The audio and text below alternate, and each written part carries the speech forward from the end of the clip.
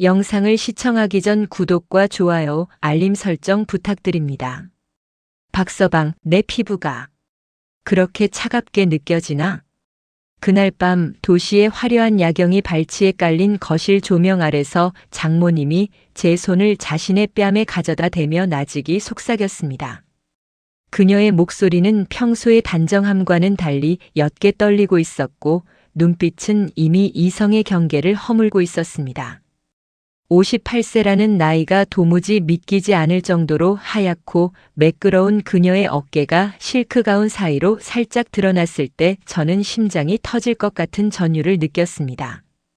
리나가 채워주지 못하는 거 장모인 내가 다 알고 있어요. 그동안 박서방이 얼마나 외롭고 단단하게 굳어 있었을지. 내가 그 갈증을 씻어줄게요. 장모님의 촉촉하고 온기 어린 손길이 제 가슴 위에 머물렀을 때 저는 더 이상 거부할 수 없었습니다. 아니, 사실은 2년이라는 긴 시간 동안 이 순간을 간절히 기다려온 것일지도 모릅니다. 아내와의 차가운 침대에서 매일 밤 느껴온 비참한 고독이 장모님이 건네는 그 뜨겁고 맛있는 위로 앞에 완전히 무너져 내렸습니다. 여러분, 이건 배신일까요? 아니면 벼랑 끝에 선 두 남녀의 필사적인 시도일까요?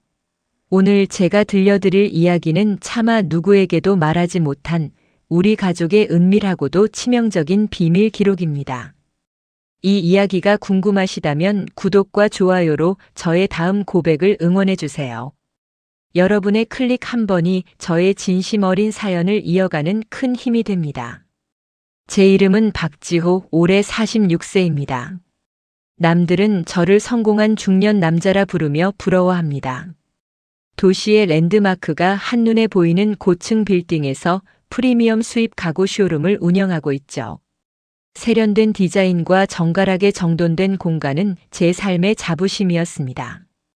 해외에서 디자인을 전공하고 돌아와 업계에서 독보적인 위치를 차지하며 경제적으로는 부족함 없는 풍요로운 삶을 누려왔습니다.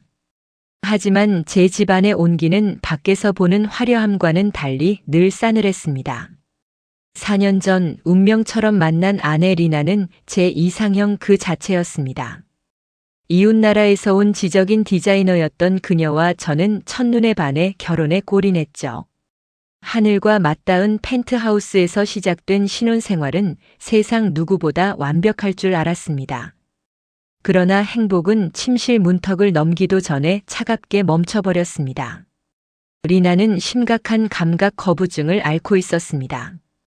제가 손을 뻗어 그녀의 매끄러운 등을 만지려 하면 그녀는 본능적으로 몸을 움츠리며 돌처럼 딱딱하게 굳어버렸습니다. 미안해 박서방, 내가 아직 준비가 안 됐나 봐. 2년이라는 긴 시간 동안 저는 남편으로서의 당당한 권리도 남자로서의 끓어오르는 본능도 모두 거세당한 채 살아야 했습니다. 혈기왕성한 중년의 나이에 아내가 있는 집은 저에게 가장 거대한 감옥이자 고문실이었습니다. 매일 밤 저는 아내의 차가운 등을 바라보며 얼음물을 들이켜야 했고 제 마음은 사막처럼 건조하게 말라가고 있었습니다. 성공의 정점에 서 있었지만 제 침실은 늘 영하의 기온이 감도는 시베리아와 같았습니다. 그런 메마른 일상 속에 장모님인 유리코 여사가 나타났습니다. 그녀는 교토에서 평생 전통 다도를 가르치며 절제와 인내를 미덕으로 살아온 분이었습니다. 15년 전 남편과 사별하고 홀로 외딸 리나를 금지옥엽으로 키워낸 그녀는 50대 후반임에도 불구하고 자기관리가 감탄이 나올 정도로 완벽했습니다. 그녀가 한국에 한 달간 머물기 위해 우리 집으로 들어온 날 집안의 공기는 단번에 바뀌었습니다. 유리코 여사는 항상 몸의 곡선을 우아하게 살려주는 실크 원피스를 입고 옅은 진주 목걸이를 하고 있었습니다. 그녀가 복도를 지나갈 때마다 풍기는 은은한 말차 향과 성숙한 여인만이 가질 수 있는 묵직하고 달콤한 채취는 제 마비 되었던 모든 감각을 하나둘씩 일깨우기 시작했습니다. 장모님은 집안일에도 대단히 능숙했습니다.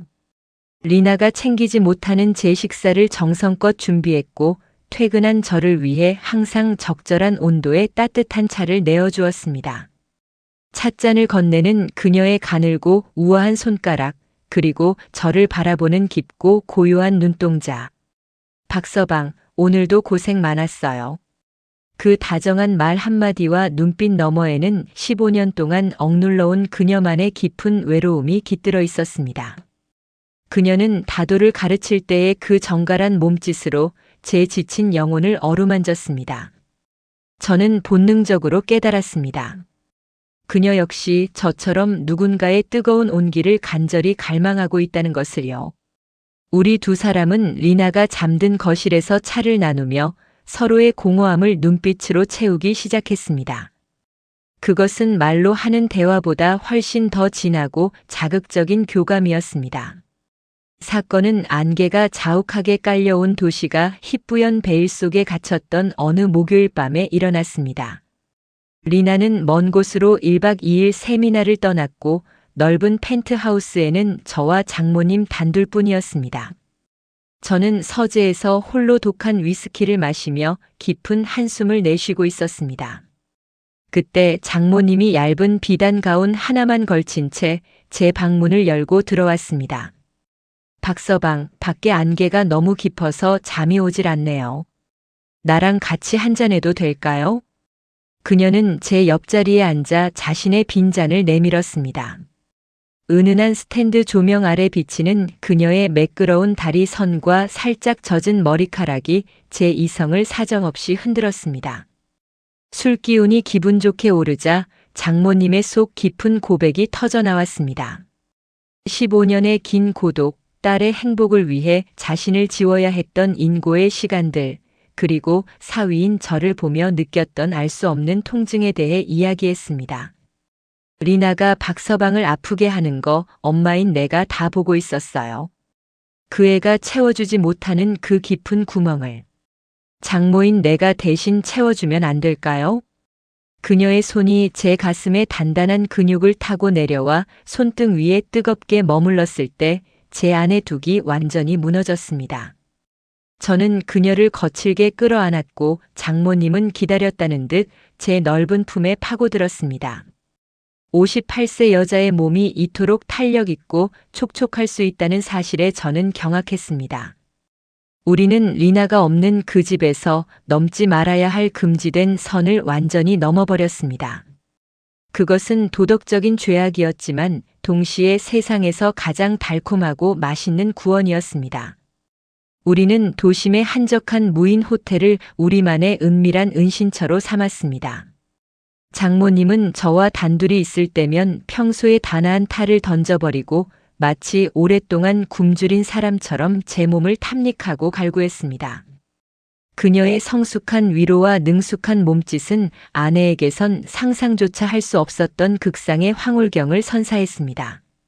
저는 그녀가 건네는 맛있는 애정의 마약처럼 중독되어 갔고 우리는 매주 리나 몰래 은밀하고 뜨거운 만남을 이어갔습니다. 하지만 비밀의 꼬리는 길면 결국 밟히는 법입니다.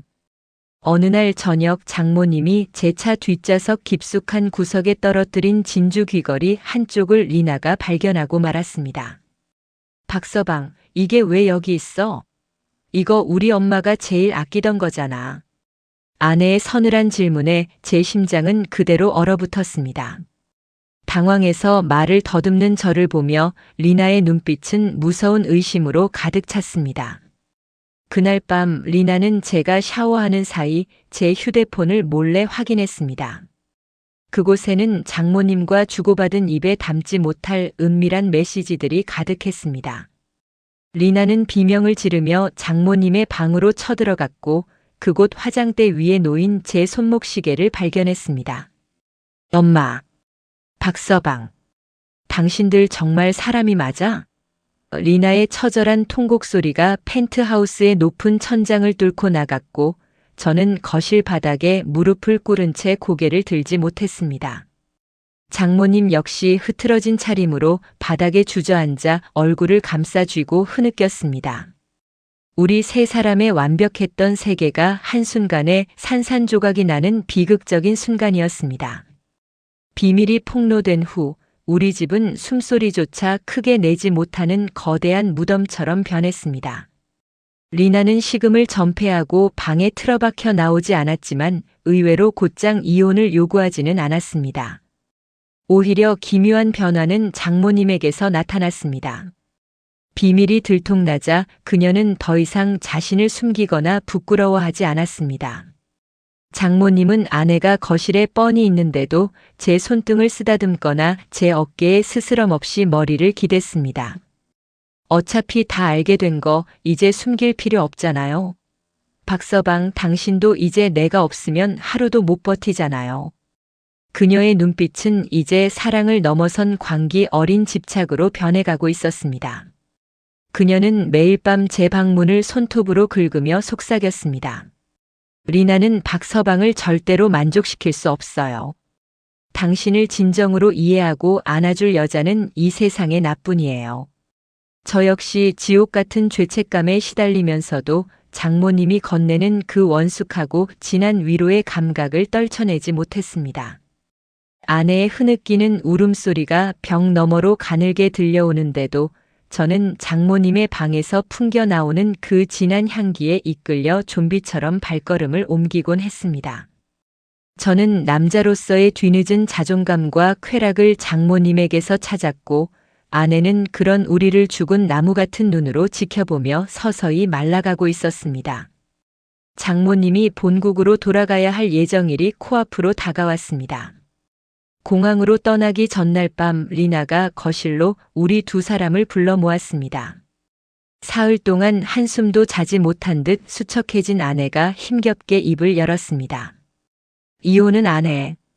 하지만 엄마랑 박서방이 저지른 짓 평생 죽을 때까지 잊지 않을 거야. 대신 조건이 있어. 리나의 목소리는 얼음 칼날처럼 차가웠습니다. 엄마, 한 달에 한 번씩 반드시 한국에 와.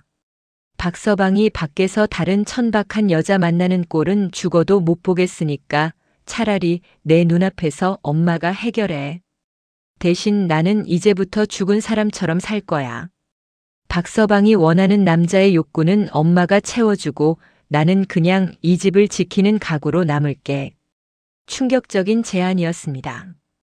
아내는 가정을 깨지 않기 위해 자신의 친어머니와 남편의 부적절한 관계를 공식적으로 인정한 것입니다. 장모님은 그 말을 듣고 승리감 섞인 묘한 미소를 지었고 저는 아내의 무너진 눈동자를 보며 깊은 절망을 느꼈습니다. 장모님은 제 손을 꼭 잡으며 승리자처럼 말했습니다. 리나가 허락했으니 이제 우리 당당하게 만나요. 제가 매달 올게요, 박서방. 저는 아내를 지키고 싶은 일말의 양심과 장모님을 갈구하는 추악한 본능 사이에서 갈등했습니다. 하지만 이미 선을 넘은 저는 그 비정상적인 평화를 비겁하게 선택할 수밖에 없었습니다. 그날 이후 우리 가족은 세상 어디에도 없는 기괴하고 뒤틀린 생활을 시작했습니다. 장모님은 약속대로 매달 중순이면 한국을 찾습니다. 그녀가 오는 주말이면 아내는 조용히 집을 비워주거나 자신의 방문을 걸어 잠그고 나오지 않습니다.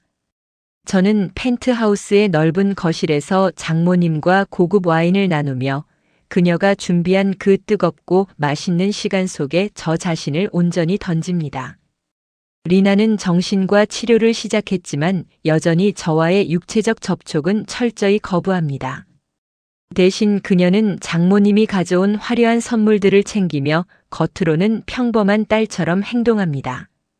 남편은 장모님의 품에서 위로를 받고 아내는 그런 남편의 욕망을 위해 자신의 어머니를 공유하는 기묘한 집. 누군가는 우리를 향해 침을 뱉으며 돌을 던질 것입니다. 도덕과 인륜이 실종된 더러운 관계라고 비난하겠죠. 하지만 저는 이 위태롭고 날카로운 평화 속에서 아이러니하게도 삶의 새로운 활력을 찾았습니다.